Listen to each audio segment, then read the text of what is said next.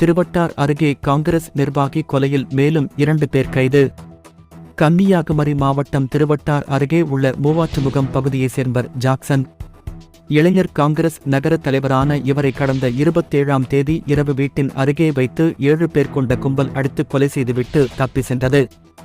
இது தொடர்பாக அவரது மனைவியும் கவுன்சிலருமான உஷாகுமாரி கொடுத்த புகாரின் அடிப்படையில் திருவட்டார் போலீசார் வழக்கு பதிவு செய்து விசாரணை நடத்தினர். முதற்கட்ட விசாரணையில் பணம் கொடுக்கல் வாங்கல் தொடர்பாக ஏற்பட்ட முன்விரோதத்தில் வெள்ளாங்கோட்டை சேர்ந்த ராஜகுமார் தலைமையில் 7 பேர் கொண்ட கும்பல் கொலை செய்தது தெரியவந்தது. இதையடுத்து கொலையாளிகளை பிடிக்க 3 தனிப்படைகள் அமைக்கப்பட்டது.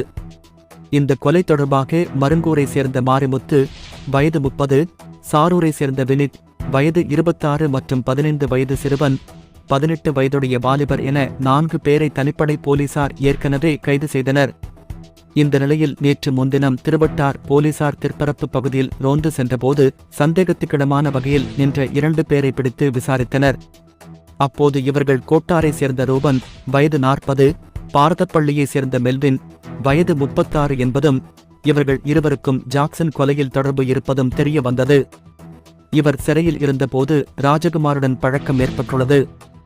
ராஜகுமாரின் தூண்டுதலுடன் தான் ஜாக்சன் கொல்லப்பட்டதாக 2 பேரும் கூறினர்.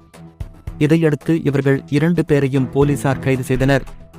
இந்த கொலையில் தொடர்புடைய மேலும் 4 பேரை போலீசார் தேடி வருகின்றனர்.